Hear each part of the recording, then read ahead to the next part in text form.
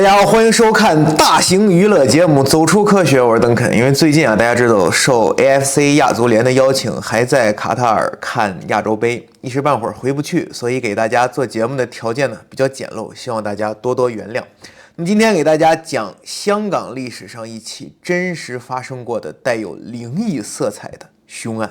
这位陈新建，相信看过香港电影的朋友啊都认识，他是香港著名演员、制片人，专门在影片中饰演一些高级警务人员。而陈新建早年曾经是一名香港皇家警察，官至警司。今天这起案件啊，就是当年陈新建一手经办的。尽管已经过去了50年，尽管早已在影视行业功成名就，可直至今天，每回忆起这起案件，陈新建依然记忆犹新，历历在目，毛骨悚然。时间回到50年前的1974年8月15日，港英政府统治下的香港，警方接到报案，一名女子死在了旺角洗衣街139号13楼长城别墅中。当然，这个长城别墅啊，它不是一个真的别墅，不是一个什么豪华的大别野，而是一个非常狭小简陋的时钟酒店啊，说白了就是一个廉价的钟点房。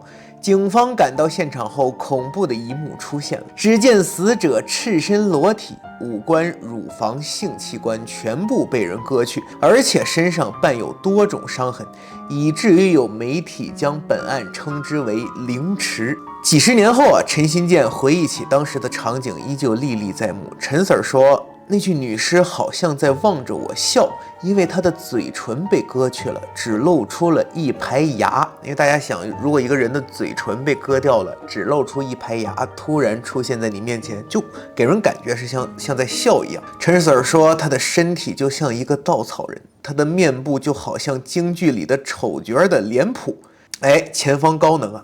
这张照片就是当年香港记者拍下并登报的死者遗体照片。可以说，虽然画质很渣，时隔经年，但依旧能看出死者的面目全非，死状非常凄惨与恐怖。发现尸体并报案的就是图中这位大妈，她是这家小旅馆的清洁工。由于死者容貌遭到破坏，所有财物和身份证明也被凶手拿走了，所以警方无法确定死者的身份。经过调查，旅馆工作人员告诉警方，死者是一位性工作者。因为对他们这些在钟点房工作的清洁工作人员来说，非常好辨认这类人。接下来的重中之重就是确定死者身份。法医判定，死者是被凶手用双手掐死的，面容上的损坏啊是在死后进行的。因此啊，法医认为，如果能找回死者面部丢失的那些肉块，通过技术处理是可以还原死者生前的样貌的。可是警方对案发现场附近包括垃圾箱、下水道都进行了详细的搜查，未能找到任何死者的人体组织。这是警方画像专家根据酒店工作人员描述对凶手进行的拼图。登报好多天，不仅没有任何有用的线索，反而是凶手第一个发来了信息，嘲笑警方。1天后，一个落款为长城杀手黑野狼的人给香港快报寄去了一封匿名信。这长城杀手中的长城啊，当然指的就是案发现场长城酒店。信中他嘲讽香港警察的无能，说，我给你们留了那么多线索，你们居然一点都把握不住。收到匿名信后，陈新建非常生气。前面说了，香港警察想找到死者面部被削去的肉块组织，来拼出死者生前的样貌，可一直苦于找不到这些肉块去哪儿了。没想到案发5天后的8月20日凌晨，一个神秘的电话又打进了警署。来电说，我要找陈新建警官。可当时陈 Sir 不在警署，无法接听。来电者就向警方留言说，你们去长城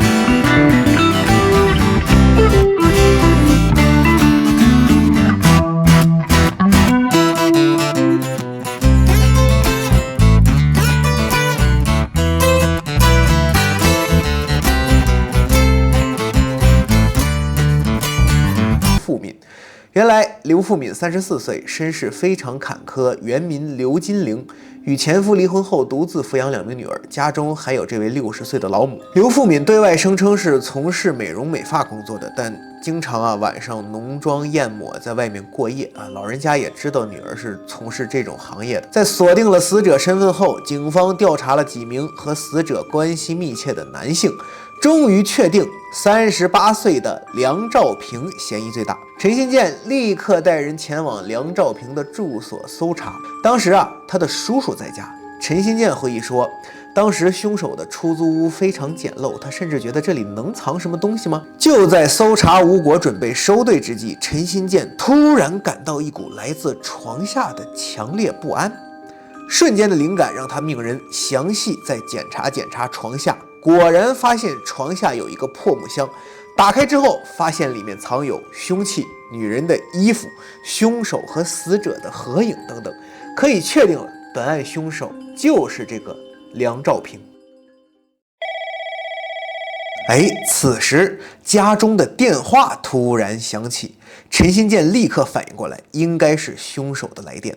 陈新建掏出手枪，指着梁兆平的叔叔说：“丢雷了雷！如果是你侄子梁兆平打来的不准通风报信儿，赶紧让他回家。你要敢说其他的话，我一枪毙了你！”大家不要觉得奇怪因为这个70年代港英统治时期的香港警察，可能就是这个电影《雷洛传》里表现的那样，就是这种风格。当然，陈新建他也只是吓唬一下这个老伯，他不可能真的开枪。大叔接听电话，没想到真的是梁兆平打来的。更令警察想不到的是，这位大叔直接大喊：“快点跑，这里有警察！”陈新建气愤万分，当然他也不可能真的对这位大叔开枪，这条线索等于断了。接下来咱们再回到死者家属这边。这里有一个香港的民间传说未经证实是非科学的。相传死者家属为死者刘富敏在红磡举行遗体告别仪式当天，因为肉块还被警方当作证物，不能一起下葬，所以死者的仪容还是这般的恐怖被记者们抢拍下来了。死者家属请来了一位会所谓茅山法术的师傅，这位师傅在下葬前用一把利刃从上至下插在了死者棺材的边沿上，让这把刀和死者一起下葬。据说这是一个茅山法术，叫劈棺追凶。当然这些都是民间的一些带有迷信色彩的说法。按照他们的说法这个法术可以让死者化为厉鬼去追索凶手、索命什么的。可好巧不巧，很快就在死者头七当夜恐怖的事情发生了。1974年8月22日夜晚，一名男子在深水埗基隆街附近坠楼，啪摔在了小巷的地面上，浑身是血，已经动弹不得。一名巡逻的警察发现了他，问他：“先生，你怎么了？”只见这名男子极度惊恐，满身是血地对警察说：“有鬼啊，有鬼！”他说：“一名红衣女子把我带上了楼顶，又把我推了下来。”还询问周围围观的人：“你们有没有看到穿红衣的女人？”警察立刻将他送到医院进行抢救。到了医院后，警察和护士为了确定他的身份，翻开他的上衣口袋里的私人物品，竟然有一张他和死者刘富敏的照片。照片背面写着：“金陵以代为割肉。”金陵我们前面说了是刘富敏的真名，以代为割肉大概的意思就是以报仇成功的意思。同时警员还发现了一张名片，显示这名坠楼男子叫梁兆平。其实那个年代还没有联网，不同警署之间共享消息的这个效率很慢。可由于本案在当时太过有名，全香港警察都在留意寻找这个叫梁兆平的人，于是他就这样奇奇怪怪地落网了。最后根据审讯和交代，梁兆平和刘富敏是在风月场所相识的他经常光顾他的生意，时间长了，梁对刘有了好感，想给共享单车上司所，要刘不再去夜场工作了，以后嫁给自己。刘不从，躲了好久，但还是被梁找到了。1974年8月15日夜晚，二人又去开房，在这家长城别墅里，梁那天喝了点酒，再次要求结婚。刘说出了心里话：“你又穷那方面又不行我为什么和你结婚？”这句话戳中了梁兆平的痛点，于是掐死了刘富敏。随后为了泄愤，又对尸体进行了侮辱和损毁。直到审讯时，梁兆平依然惊慌地声称是冤鬼索命，自己是被红衣女鬼推下楼的。很难想象一个自负到主动给警方提供线索的凶手，居然会以这种方式怕鬼而落入了法网。几十年后，陈新建警官接受采访时依旧说自己从未见过鬼怪，但是此案他很难用科学和常识去说服自己，真的非常灵异。还有比较令人难以理解的是，最后法庭上经过控辩双方的交锋，最后陪审团认定梁兆平的杀人罪名不成立，只以误杀罪判处他10年监禁就是认为他是酒后误杀的刘富敏。早在上世纪80年代梁兆平就已出狱了，如今如果他还活着，应该是一位80岁生活在民间的老人了。最后再跟大家说一点后续，本案之后这个长城别墅当然就被改名了，改为怡园别墅。可没想到6年后，1980年8月，这栋大厦里又发生了一起裸尸案，一名李姓女子死亡，凶手至今在逃。又过了15年，2005年。这栋大厦里又有一名50多岁的张姓女子被人浑身捆绑，用胶带粘住口鼻杀害。凶手最后是在潜逃回内地之前被警方抓获了。可以说，这栋大楼成为了一个十足的香港凶宅。以上就是香港著名凶案长城别墅毁尸案的全过程。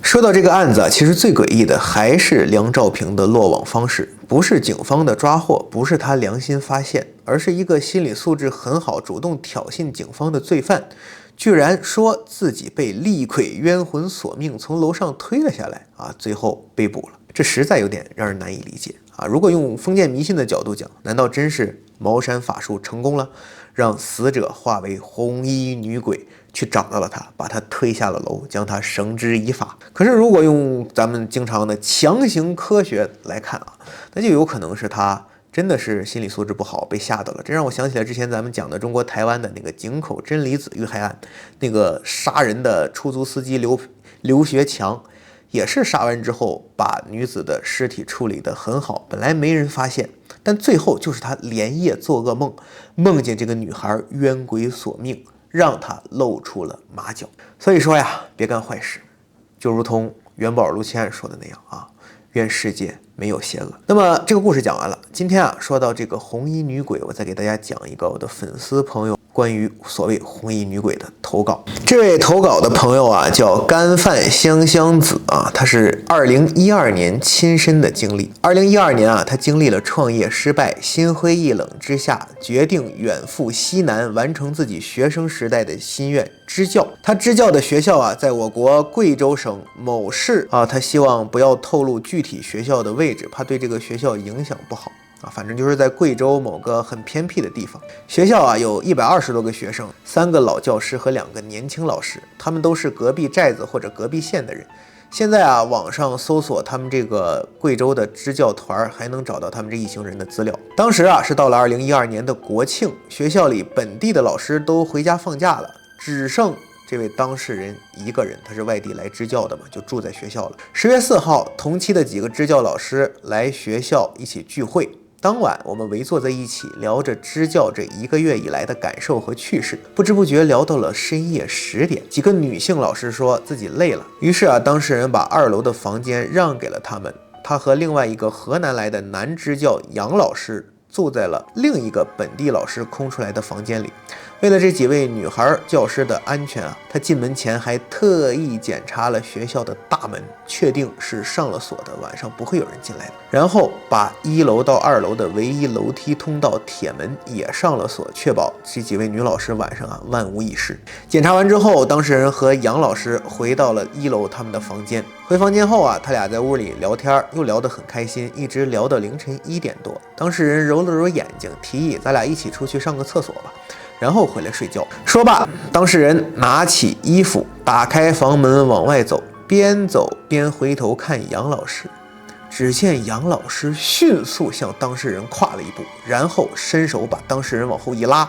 突然的举动吓了当事人一跳。当事人问：“你干嘛？”只见杨老师向右前方努了努嘴，一脸惊恐地说：“你看前面。”当事人顺着他示意的方向看过去，只见前方7、8米的地方站着一个人。当事人说：“我心里一惊，努力想要看清楚，那是个女人，一袭红衣，头发及腰，默默地站在厕所门前。”当事人用力地咳嗽了一声，想告诉对方我们这儿有人。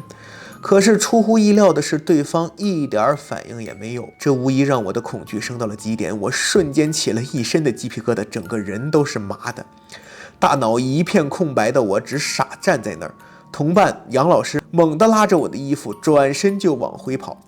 反应过来的我跟着他就跑回了我们的房间。回到房间，我俩在床上一声都不敢出，不夸张的说，真是连咳嗽都不敢。一直到了天亮我俩实在太困了，就迷迷糊糊的睡着了。上午9点多，当事人被电话吵醒了，原来是住在2楼的几个女支教老师想上厕所，让我们把2楼的铁门打开。下午我们这些支教老师一起去附近泡温泉，结果几个女老师听说我们昨晚的经历后，早早收拾东西，说什么今晚也不回我们学校了，要跑路了。我们2个也害怕，就跟着他们去县里住了。假期结束后，我们回到学校，很长一段时间里当事人说我晚上都不敢去厕所，全是用脉动的瓶子。但是恐惧这种东西吧，随着推移它是慢慢会变淡的甚至你会慢慢说服自己，当时可能是看错了。没过多久，当事人说我就不再害怕，直到10月底或是11月初，好像是一个周五，学校就剩我一个人了。晚上自己做了点吃的，我就去了办公室玩起了电脑。办公室有一台很老很旧的电脑，是社会上的爱心人士捐赠的。因为没有网络，我就只能玩蜘蛛纸牌。大概11点多的时候，我打算回房间睡觉，可就在我要关电脑时，办公室的门突然响了。我上前打开办公室的门，可发现外面根本没人我心里有点害怕了，就赶紧关门走回电脑桌前，关闭电脑。我刚把电脑关上，敲门声又响了起来，我马上冲出去开门，还是没人。这下我真害怕了，灯也不关就跑回房间锁门。到了房间倒是没有敲门声了，感觉也没那么害怕了。很快我就睡着了。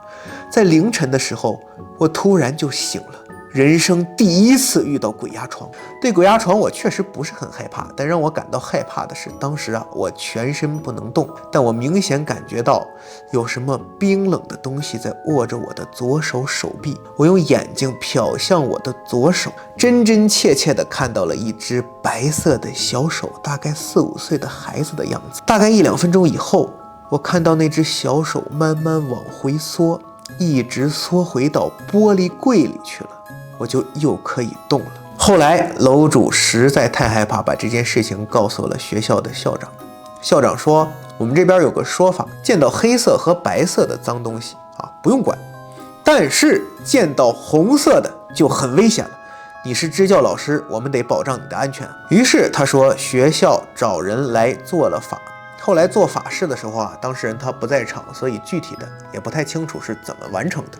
确实就是他写的这个投稿里就是校长那句话就是很耐人寻味嘛你看见穿黑的，看你穿白的都无所谓看见穿红的就非常危险了。那确实我们经常说，在民俗文化里，红衣确实是非常怎么说呢，总能跟灵异沾边吧。什么红衣女孩三亚红衣女子跳楼红衣男孩这些咱们也讲了好多了。不过呢，大家不要怕就我最近在多哈的经历来看我们中国队穿红色球衣的时候没输穿蓝的让卡塔尔给干了非常难受。好，谢谢大家。